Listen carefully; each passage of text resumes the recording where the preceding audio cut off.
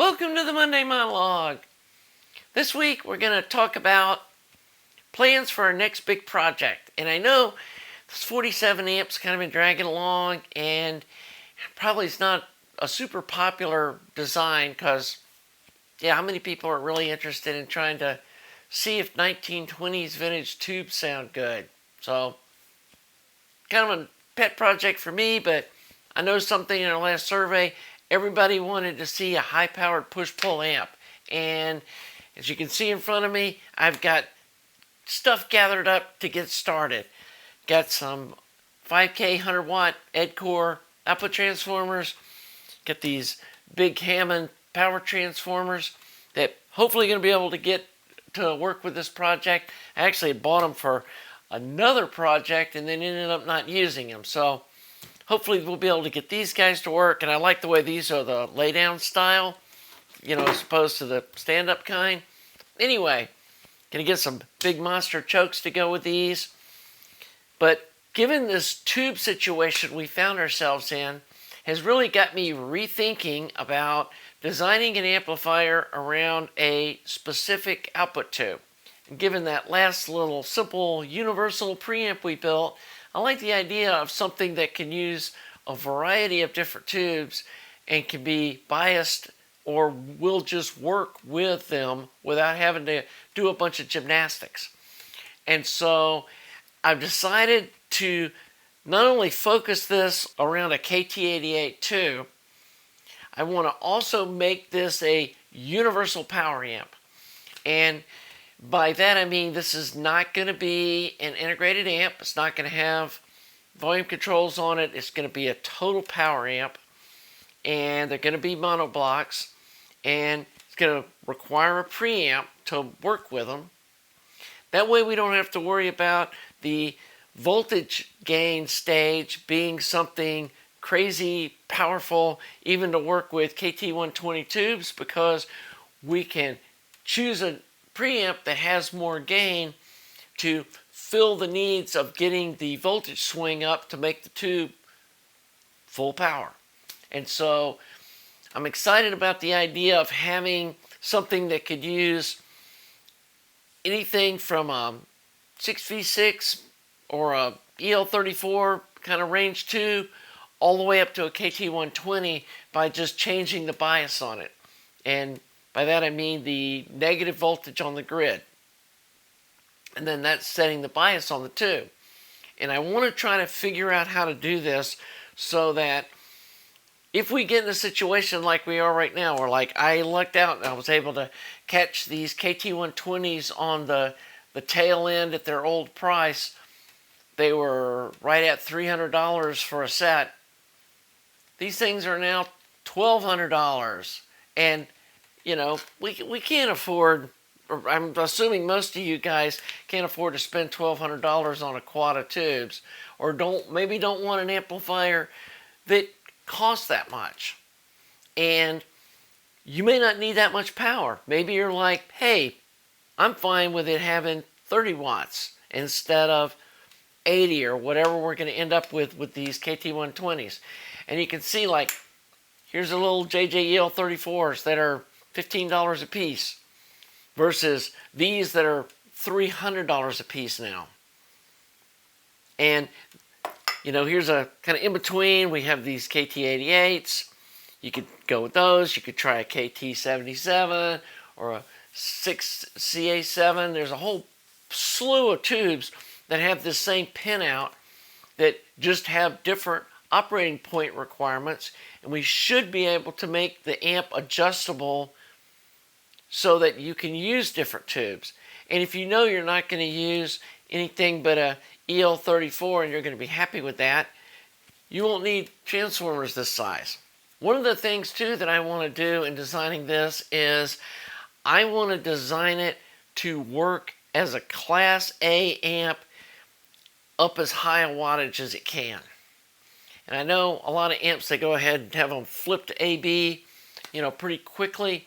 I want it to stay in Class A mode as long as possible, because I believe most people don't really need that many watts. And I think a Class A amp is just going to sound cleaner. So that's part of the parameters that we're going to be going with. The other thing is I want to also design it to use my old friend the 6S and 7 tube. These are still fairly easy to get. There's a zillion new old stock ones out there. There's new stock ones being made that sound good. The Russian tubes sound good, but we may not be able to get those. So we may have to depend on new old stock or the ones made in China. And, I think this is a tube that's going to be continued to be made because it's so popular for hi-fi. I don't think it's going to disappear. I looked at some tubes that used some, was it ECC or 89s or something like that, that, somebody pointed out that there's only one person making those tubes still now. And there's a Russian equivalent to it. And I, was looking at a schematic that used those. It's like, man, I don't want to build some amp that you're not going to be able to get tubes for. So on my version, I'm planning on building it using these CV181Z tubes, quad of these with a quad of KT120s. And so, there'll be a pair of these with a pair of these on each amp. And I think it's going to look awesome. And I know we really should be super concerned about the functionality, but part of this to me is just the aesthetics and what these amps look like when they're built. And I think this is going to look super cool.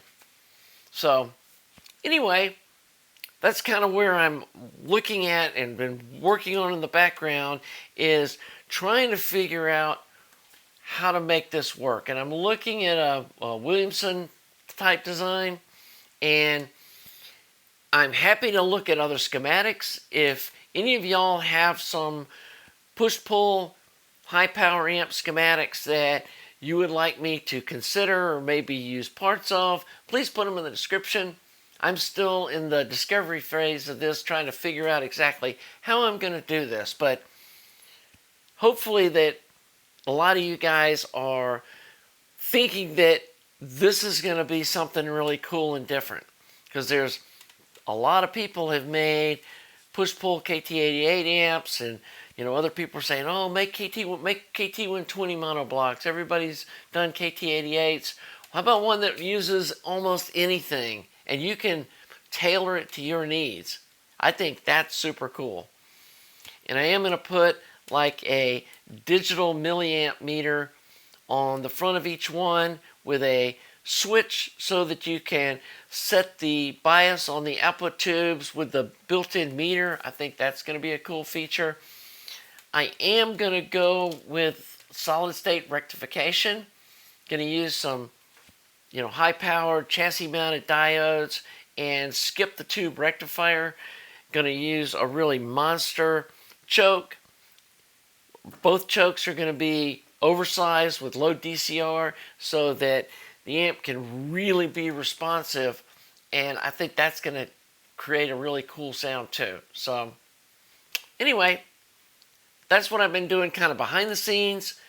Again, I've had some health problems and some other issues that have been still bubbling under the surface. Had one of my family members had a stroke last week, and it just seems like it's been non-stop distractions. So hopefully this stuff's going to all clear up soon, like when it rains it pours kind of thing. And I can get back to my love, which is working on this electronic stuff.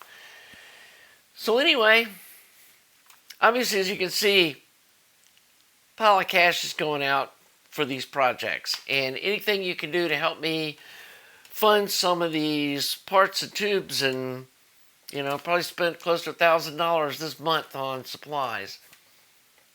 Donation link below would be awesome. Maybe selling off some of my gear that we don't use. I'm not real sure this KT88 or universal power amp is going to be something that I really need for my personal use. So we may be selling this office at the end of the project, so that would help fund future stuff. I haven't forgot about the 2A3 amp. I've got the parts here for it too. Got tubes here, so that should be good to go. Going to do a really unique build on that. Going to be using kind of an oddball tube, which should be easily available. So I think that'll make that an easier project to build too. So if you like this content, please subscribe. We're over 3K subs now. I'd like to get those up, but hey, appreciate that where we are now. We got a forum at the website. If you got any questions or want to, chat with each other, I'd love to see your projects and post them on the forum so we can see what kind of stuff y'all are building. May inspire me to build some stuff too. They're like your stuff. One of the people posted that little universal preamp, but that's what made me build one. So, hey, you never know. The other thing I want to do soon is build a better version of my 6BM8 amp. I know people have been saying, where's the bomb?